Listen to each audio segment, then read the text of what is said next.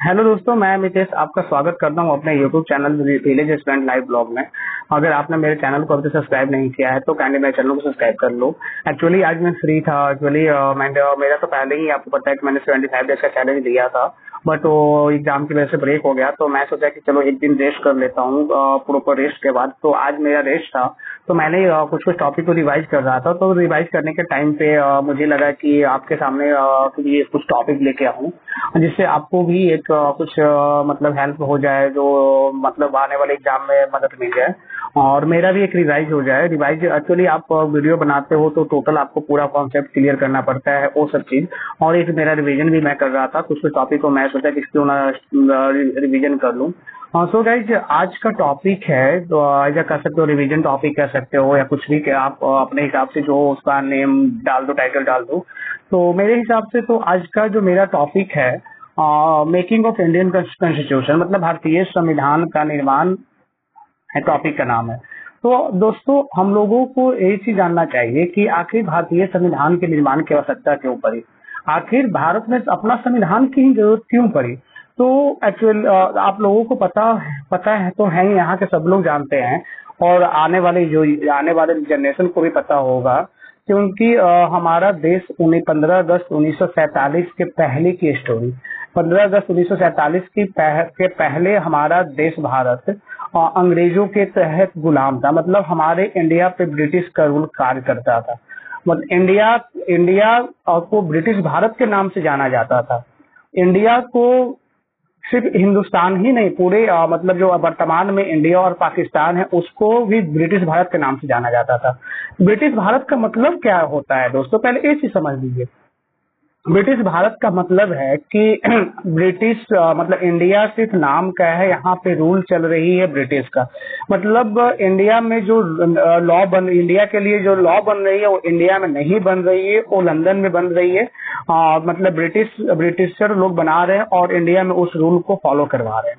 तो इसके लिए जब लोगों का ऐसा एहसास होने लगा कि यार हम लोग ब्रिटिश के अंतर्गत कितना कार्य करूं, कितना उसका रूल को रेगुलेशन को पालन करूं, क्योंकि इंडिया में जो हमारा उस टाइम जो था तत्कालिक जो भारत था 1947 के पहले जो तत्कालिक भारत था, वहां पे इशू क्या होने लगा था कि यार सब कुछ में मतलब इंडियन लोगों के साथ शोषण किया जा रहा है।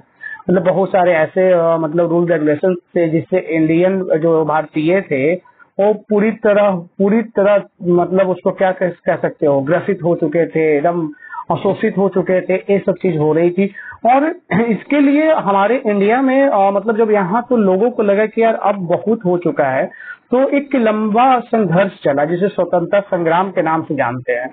और स्वतंत्रता संग्राम के ही टाइम में कांग्रेस की स्थापना हुई, मुस्लिम लीग की स्थापना हुई और बहुत सारे ऐसे मूवमेंट हुए, जैसे किसान मूवमेंट हुए, चंपारण सत्याग्रह हुआ, आपका असहयोग आंदोलन हुआ, चिपको आंदोलन हुआ, मतलब मुंडा विद्रोह हुआ, क्षेत्रीय विद्रोह हुआ, बहुत सारे मतलब विद्रोह हुए।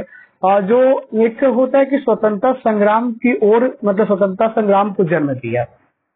तो दोस्तों, अब उतना डीपली में हम लोग विद्रोह में नहीं जाते हैं क्योंकि वो हिस्ट्री का टॉपिक है और मैं टॉपिक लेके आया हूँ पॉलिटिक्स का। तो दोस्तों, अब यहाँ पे जैसे एक ओवरऑल मैं एक आइडिया दिया आपको कि आखिर भारतीय लोगों को अपने संविधान की जरूरत क्यों पड़ी। तो पहला पॉइंट ये लगा कि जो स्वतंत्रता संग्राम स्टार्ट हो चुकी है भारत में, तो भारत के लोगों को लगा कि यार हम लोग सारे चीज को मतलब अंग्रेज के रूल को मतलब अनफॉलो कर रहे हैं, उसको रूल को ब्रेक कर रहे हैं, तो क्यों ना हम लोग अपना ही संविधान बना दें, अपना ही संविधान सभा की स्थापना कर ले। क्योंकि वहाँ प्रेजेंट टाइम में मतलब ब्रिटिश कॉन्स्टिट्यूशन का यहाँ पे चल रहा था सारा, वहाँ की असेंबली भी चल रही थी, वो कोर्ट ऑफ डायरेक्टर था, बोर्ड ऑफ डायरेक्टर था, सब कुछ था जो इंडिया के लिए कार्य कर रही थी। तो बट इंडियन लोगों को उसमें कोई इंटरफेरेंस नहीं था। कुछ एक्ट आई, उसमें इंडियन लोगों को पार्टिसिपेट किया गया, बस एज ए पपेट के नाम पे पार्टिसिपेट किया गया था। बट यहाँ पे क्या अब लोगों को लगने लगा कि यार क्यों न भारत का अपना संविधान हो। तो संविधान बनाने के लिए सबसे पहले एक जगह की जरूरत थी। तो सबसे पहला 1934 का टाइम पीरियड में आते हैं। जब 1934 का टाइम पीरियड हुआ तो एम.एन. रॉय थे जो बंगाली थे, उनको मतलब उनके माइंड में एक आइडिया आया कि क्यों ना भारत का एक अपना संविधान सभा हो, मतलब कॉन्स्टिट्यूशन असेंबली हो। तो इस चीज को मतलब 1934 में आइडिया आया एम.एन. रॉय को, और उन्होंने जब उसी टाइम पीरियड में 1935 में कांग्रेस भी डिमांड कर दिया। मतलब एम.एन. रॉय के तहत आइडिया आया और कांग्रेस के तहत उन्होंने डिमांड रखा। 1935 में कांग्रेस में डिमांड रखा और कांग्रेस ने इस चीज को डिमांड रखा कि भारत का अपना कॉन्स्टिट्यूशन असेंबली। तो टाइम पीरियड आता है 1938 का। तो 1938 में पंडित जवाहरलाल नेहरू ने कॉन्स्टिट्यूशन असेंबली की डिमांड रख दी, और कॉन्स्टिट्यूशन असेंबली की डिमांड रखी विदाउट आउटसाइड इंटरफेरेंस, मतलब और एंड एडल्ट फ्रेंचाइजी वोटिंग। मतलब इसका तात्पर्य है कि मतलब भारत का अपना संविधान सभा का निर्माण हो बिना बाहरी हस्तक्षेप का, मतलब बिना बाहरी हस्तक्षेप का मतलब बिना ब्रिटिशर के हस्तक्षेप का। जैसे कि अभी तक जो भी रूल्स बनता था तो यहाँ पर ब्रिटिशर लोग का पार्टिसिपेशन जरूरी रहता था। ब्रिटिशर ही रूल बनाते थे, ब्रिटिशर ही लागू करवाते थे, और यहाँ के इंडियन लोग अनफॉलो करते थे, वहाँ के ब्रिटिशर के रूल को ब्रेक करते थे तो ब्रिटिशर ही पनिशमेंट देते थे। तो पंडित नेहरू ने 1938 के टाइम पीरियड में कॉन्स्टिट्यूशन असेंबली की डिमांड रखी, और कॉन्स्टिट्यूशन असेंबली की डिमांड रखी, वहां पे एक कंडीशन दिया गया without outer interference and adult voting franchisee. मतलब था कि बिना बाहरी हस्तक्षेप का निर्माण हो और वयस्क मताधिकार के तर्ज पे, मतलब वोटिंग के तर्ज पे, मतलब यहाँ के जो मेंबर इलेक्ट किए जाएंगे, संविधान सभा के मेंबर जो इलेक्ट किए जाएंगे वो होंगे वोटिंग के आधार पे, ना कि मतलब ऐसे ही आप सेलेक्ट कर लो, किसी को भी रख दो। क्योंकि लोगों की क्योंकि जो वोटिंग करेंगे तो यहाँ के आम पीपल्स, यहाँ के आम जनता करेंगे, तो उनको अधिकार मिलना चाहिए। तो दिन पे दिन बवाल बढ़ते जा रहा। तो 1938 में पंडित नेहरू ने ऐसा कंडीशन रखा ब्रिटिशर के सामने, और 1948 में तत्कालीन वायसराय ने एक प्रस्ताव लेके आया, एक रिजोल्यूशन लेके आया, जिसे अगस्त प्रस्ताव के नाम से जाना गया। अगस्त प्रस्ताव था जिसे अगस्त ऑफर बोला गया है। ब्रिटिशर ने बोला कि ठीक है, आपके कॉन्स्टिट्यूशन असेंबली की जो कंडीशन है, जो कॉन्स्टिट्यूशन असेंबली की डिमांड को हम रखते हैं, और हम आपको कॉन्स्टिट्यूशन असेंबली, जो स्पेशल कॉन्स्टिट्यूशन असेंबली आपको जो वर्ल्ड वार खत्म हो जाने दो, मैं आपको दूंगा। वर्ल्ड वार का टाइम पीरियड चल रही थी 1939 से 1945 तक।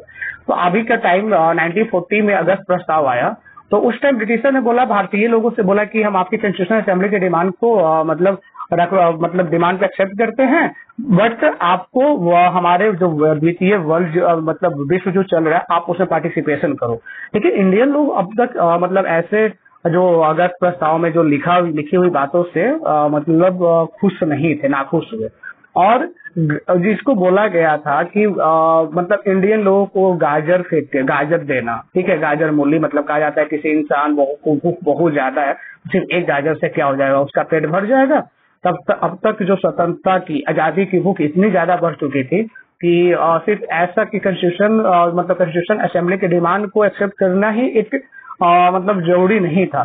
तो ऐसे अगस्त प्रस्ताव को कह सकते हो आप, या बहुत सारे जो हिस्टोरियन है कहते हैं कि इंडियन लोगों को एज अ कैरोट दिया गया, गाजर दिया गया। तो गांधी जी ने भी एक स्टेटमेंट दिया था मतलब रिगार्डिंग अगस्त प्रस्ताव कि post dated cheque of falling bag, अर्थात कहा गया कि एक ऐसा चेक है, अगस्त प्रस्ताव एक ऐसा चेक है जो भारतीय लोगों को दिया गया, मतलब ऐसे बैंक का चेक है जो दिवालिया हो चुका है, जो बैंक का अस्तित्व नहीं है। तो गांधी जी ने ऐसा स्टेटमेंट दिया अगस्त प्रस्ताव को लेकर के। और फिर टाइम पीरियड आया, इंडियन को पता ही है कि इंडियन नाखुश हो गए थे, क्योंकि उनको ऐसे टर्म्स जो ऐसे कंडीशन को एक्सेप्टेबल नहीं की था। अब 1946 में कैबिनेट मिशन प्लान लेके आते हैं, जिसमें 3 मेंबर होते हैं, क्रिप्स होते हैं, जो जा करके बोर्ड ऑफ जो ट्रेड के जो मेंबर्स होते हैं, जो क्रिप्स एक रहते हैं, ठीक है, जो प्रेसिडेंट रहते हैं बोर्ड ऑफ ट्रेड का। दूसरा रहता है पैंटिंग, जो बोर्ड ऑफ सेक्रेटरी का मतलब सेक्रेटरी ऑफ स्टेट का प्रेसिडेंट रहते हैं। और एक है एवी अलेक्जेंडर, उस टाइम के जो सेनाध्यक्ष कह सकते हो वो थे।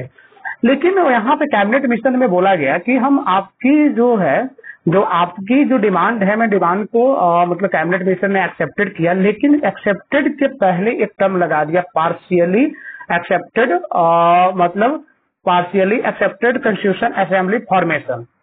मतलब बोला गया कि आपकी डिमांड को पार्शियली एक्सेप्ट किया जाता है, आपके कॉन्स्टिट्यूशन असेंबली निर्माण जो फॉर्मेशन के लिए आप लोग जो निर्माण के लिए जो डिमांड रख रहे हैं उनको पार्शियली मतलब एक्सेप्ट किया जाता है, लेकिन अभी तक वन नेशन, अभी क्योंकि अभी आगे जाकर के टू नेशन की बात होगी, इंडिया पाकिस्तान की बात होगी, लेकिन कैबिनेट मिशन प्लान में वन नेशन की बात की गई है।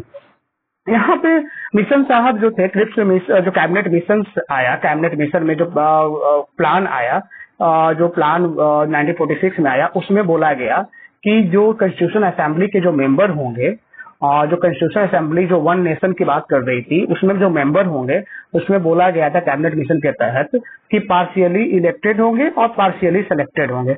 मतलब कुछ लोग को चुनाव किया जाएगा और कुछ लोग को सेलेक्ट किया जाएगा। अब मतलब वन नेशन की बात हो रही थी, वन नेशन में इंडियन लोगों को अब तक 398 सीट दिया गया कैबिनेट मिशन के तहत, लेकिन 398 सीट पे चुनाव जो होगा पार्शियली इलेक्टेड पार्शियली सेलेक्टेड, मतलब कुछ लोगों को चुनाव किया जाएगा और कुछ लोगों को डायरेक्ट सेलेक्ट किया जाएगा।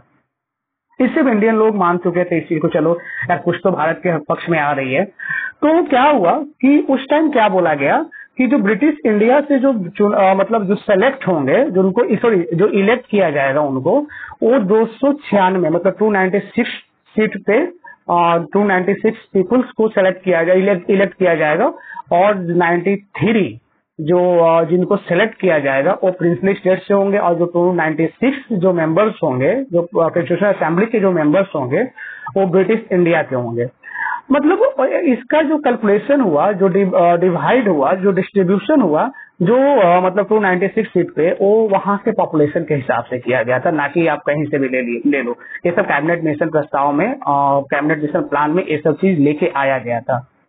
बट प्रिंसली स्टेट अब तक इस चीज को एक्सेप्ट नहीं कर रहे थे यार, कि जैसा चल रहा है हम लोग ब्रिटिश के साथ ही खुश हैं, हम लोग को क्या कॉन्स्टिट्यूशन असेंबली की जरूरत है, कॉन्स्टिट्यूशन संविधान सभा की जरूरत, संविधान की जरूरत है। क्योंकि प्रिंसली स्टेट को ऐसा डर लग रहा था कि जब इंडिया में पूरा कॉन्स्टिट्यूशन असेंबली का निर्माण हो जाएगा तो हम लोग कहीं के प्रिंस नहीं रहेंगे, हम लोग उनके अंतर्गत कार्य करना पड़ेगा। लेकिन यहाँ मेजोरिटी प्रिंसली स्टेट की कम थी, बट चुनाव हुआ, इलेक्शन हुआ, जाकर के टाइमलाइन हुआ, और जो इलेक्शन हुआ अब जून में मतलब 1946 में आया था कैबिनेट मिशन, और जुलाई अगस्त के टाइम पीरियड में मतलब जुलाई अगस्त 1946 के टाइम पीरियड में भारत में चुनाव होता है, मतलब ब्रिटिश भारत में चुनाव होता है, पूरे हिंदुस्तान में चुनाव होता है, जिसमें कांग्रेस 208 सीट जीतती है, और मुस्लिम लीग थी जो 73 यानी 73 सीट ही जीत पाती है, और जो इंडिपेंडेंट कैंडिडेट थे 15 सीट जीतती है। लेकिन यहाँ पे क्या हुआ, प्रिंसली स्टेट इससे अभी तक इस चीज से हैप्पी नहीं थे, प्रिंसली स्टेट पहले ही नो कर दिए थे कि हमको इलेक्शन से कोई मतलब है नहीं। अब यहाँ पे क्या बात उठती है कि जब कांग्रेस की मेजोरिटी बहुत ही ज्यादा है, और मुस्लिम लीग उसका 1/3 सीट भी नहीं लेके आ पाई, 73 सीट लेके आई। यहाँ पे बहुमत कांग्रेस की थी, मेजोरिटी कांग्रेस की थी, जिससे मुस्लिम लीग एक टेंशन में आ गई। अब यहाँ पे उस मुस्लिम लीग के जितने भी कैंडिडेट थे, जो लीडर्स थे, स्पेशली मोहम्मद अली जिन्ना, उनको लगने लगा कि यार कहीं ना कहीं अब हमारे यहाँ जो प्रॉब्लम्स होगी, क्योंकि यहाँ पे हिंदुओं कहा जाता है कि कांग्रेस थी जो हिंदुओं की पार्टी थी और मुस्लिम लीग मुस्लिमों की पार्टी थी, बट ऐसा कुछ था नहीं। लेकिन अब यहाँ पे मुस्लिम लीग के जो लीडर्स थे उनको लगने लगा कि यार कहीं ना कहीं प्रॉब्लम्स होगा आगे जाकर के। तो मुस्लिम लीग आगे जाकर के जब मीटिंग हुआ जाकर के, और जब कॉन्स्टिट्यूशन असेंबली की मीटिंग हुई, वहां पे मुस्लिम लीग बाइकआउट कर देता है। तो अब यहाँ तक अब इलेक्शन हो चुका था, चुनाव में कांग्रेस ने मेजोरिटी हासिल किया था। तो क्या हुआ कि जो मीटिंग स्टार्ट हुआ, कॉन्स्टिट्यूशन असेंबली की मीटिंग स्टार्ट हुआ, तो पहला मीटिंग हुआ है और 9 दिसंबर 1946 को, जिसमें 211 मेंबर पार्टिसिपेट करते हैं, जिसमें मुस्लिम लीग बाइकआउट करता है जो 73 सीट लेके आता है, और प्रिंसली स्टेट पहले से ही बाइकआउट करता है। और 211 मेंबर में टोटल 208 मेंबर थे जो कांग्रेस के थे, बाकी मेंबर इंडिपेंडेंट थे, और कुछ प्रिंसली स्टेट तो पहले ही बाइकआउट कर चुका था। और डॉक्टर शशिदानंद सिन्हा को उस टाइम अस्थायी अध्यक्ष घोषित किया जाता है, पहला मीटिंग 9 दिसंबर 1946 को होता है, जो 211 मेंबर्स पार्टिसिपेट करते हैं कॉन्स्टिट्यूशन असेंबली की मीटिंग में। तो वहां पे डॉक्टर सच्चिदानंद सिन्हा को, जो डॉक्टर सच्चिदानंद सिन्हा थे, उनको टेम्परेरी अध्यक्ष मतलब अस्थायी अध्यक्ष घोषित किया जाता है। अब टर्म आता है सेकेंड मीटिंग का। तो सेकेंड मीटिंग 11 दिसंबर 1946 को होता है, जिसमें डॉक्टर राजेंद्र प्रसाद को परमानेंट प्रेसिडेंट घोषित कर दिया जाता है। घोषित मतलब या चुनाव कर लिया जाता है, चुना जाता है। और वाइस प्रेसिडेंट एच.सी. मुखर्जी साहब को मतलब वाइस प्रेसिडेंट चुना जाता है, मतलब उप अध्यक्ष चुना जाता है। और जो संविधान सभा के सलाहकार के तौर पे एम.एन. रॉय ने बी.एन. रॉय को चुना जाता है। एम.एन. रॉय को वहां पे जो आइडिया आया था, यहाँ पे बी.एन. रॉय को संविधान सभा का सलाहकार के रूप में नियुक्त किया जाता है। अब तीसरा सेशन होता है 13 दिसंबर 1946 को। 13 दिसंबर 1946 को, जिसमें ऑब्जेक्टिव रिजोल्यूशन एक पास किया जाता है। ऑब्जेक्टिव रिजोल्यूशन पास किया जाता है मतलब ऑब्जेक्टिव रिजोल्यूशन लाया जाता है, जिसमें क्या रहा था कि फ्रेमवर्क ऑफ कॉन्स्टिट्यूशन, मतलब फ्रेमवर्क जो पंडित जवाहरलाल नेहरू लेके आते हैं। तो 13 दिसंबर 1946 को एक ऑब्जेक्टिव रिजोल्यूशन पास करवाते हैं, लेके आते हैं पंडित नेहरू के द्वारा कि फ्रेमवर्क ऑफ इंडियन कॉन्स्टिट्यूशन। आखिर इसका मतलब क्या है, तात्पर्य क्या है कि आखिर भारतीय जो संविधान बन रहा उसका फ्रेमवर्क कैसा होगा, उसका स्वरूप कैसा होगा, उस भारतीय जो संविधान है उसमें क्या क्या हम लोग लेके आएंगे। उसके लिए एक रिजोल्यूशन ऑब्जेक्टिव लेके आते हैं, जो पंडित नेहरू के द्वारा लाया जाता है। जो ऑब्जेक्टिव जाके पास होता है 22 जनवरी 1947 को। 22 जनवरी 1947 को 13 दिसंबर 1946 को ऑब्जेक्टिव रिजोल्यूशन लेके आया जाता है संविधान सभा के बैठक में, लेकिन 22 जनवरी 1947 को पास हो जाता है कि आखिर फ्रेमवर्क कैसा होगा, और इसको लाते हैं पंडित नेहरू। फिर 15 अगस्त 1947 को भारत स्वतंत्र हो जाता है, यानी 14 अगस्त की मध्य रात्रि, 14 अगस्त 1947 की मध्य रात्रि को भारत स्वतंत्र हो जाता है। लेकिन इसके पहले एक सिनेरियो क्या उठती है कि 3 जून 1947 की बात रहती है, जब 22 जनवरी 1947 को फ्रेमवर्क के जो रिजोल्यूशन पास होता है। लेकिन 3 जून 1947 की बात होती है कि उस टाइम पीरियड में 3 जून 1947 को माउंट बेटन साहब ने 2 नेशन थ्योरी लेके आते हैं।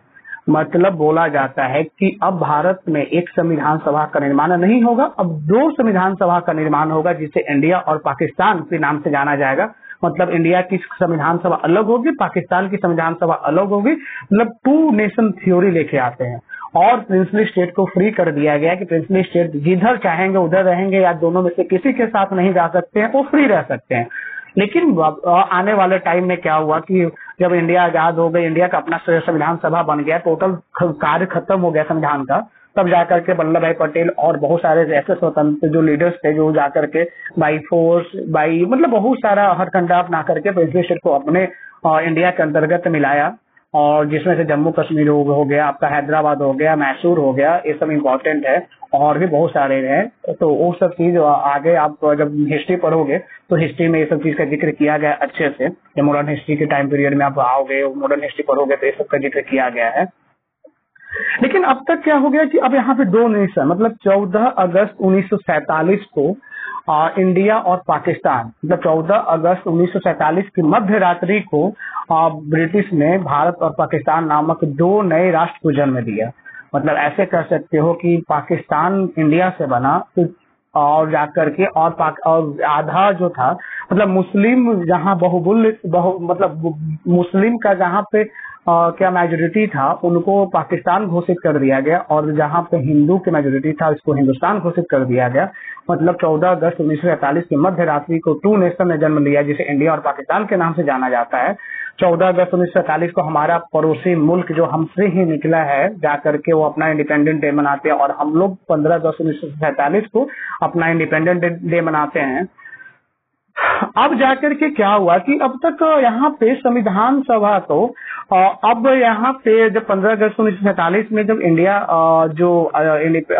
स्वतंत्र हो गया, और स्वतंत्रता ही काफी नहीं था। उस टाइम इंडिया के पक्ष में 299 सीट आई। स्वतंत्रता के बाद टोटल प्रिंसली स्टेट वगैरह सब कुछ मिलाकर के 299 सीट आई।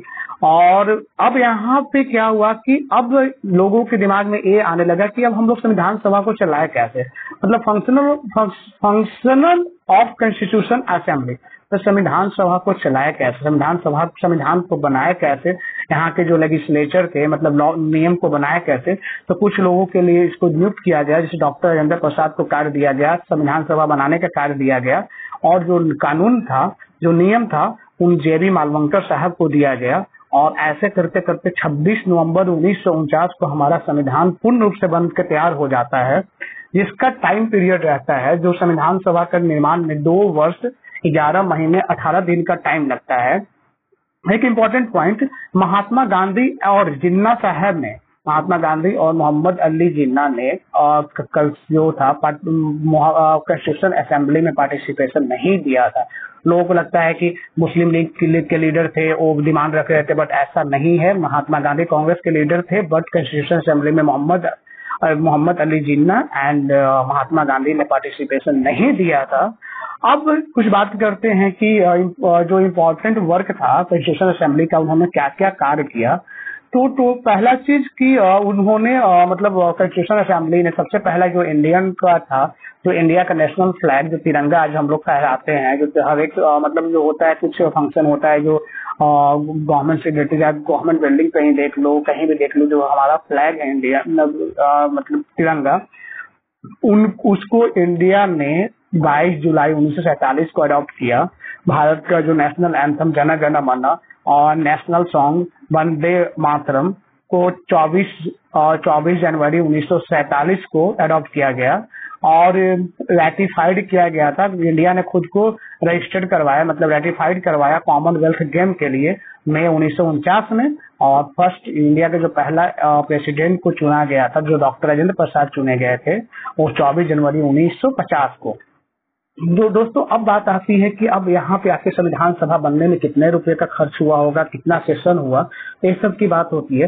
तो संविधान सभा बनाने में टोटल 64 लाख तक उस टाइम की जो रुपया था, उस टाइम मतलब 64 लाख रुपया खर्च किया गया था और टोटल 11 सेशन हुए थे। मतलब संविधान सभा बनाने के लिए टोटल 11 सेशन चला और जो सबसे फाइनल सेशन था 24 जनवरी 1950 को। अब यहाँ पे दोस्तों, यहाँ पे जो संविधान सभा का जो पहला पार्ट था यहाँ पे खत्म होता है, संविधान सभा बन चुका होता है। अब बात करेंगे दोस्तों अगले टॉपिक में ड्राफ्टिंग कमेटी के बारे में, आखिर और कौन कौन सा कमेटी जिसमें कार्य किया उसके बारे में, क्योंकि अब यहाँ से वीडियो बहुत लंबा हो जाएगा।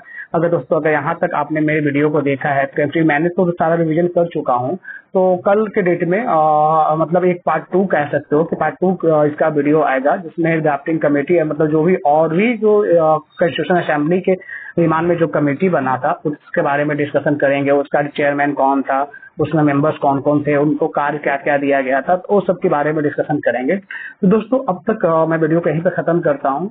अगर मेरे वीडियो को यहाँ तक आपने पसंद किया और मेरी वीडियो में कुछ भी एरर हो तो काइंडली मुझे कमेंट बॉक्स में बताओ, और वीडियो को अच्छा लगे तो अपने दोस्तों के साथ शेयर करो। तब तक के लिए दोस्तों अब यहीं पे मैं वीडियो खत्म करता हूँ। जय हिंद दोस्तों।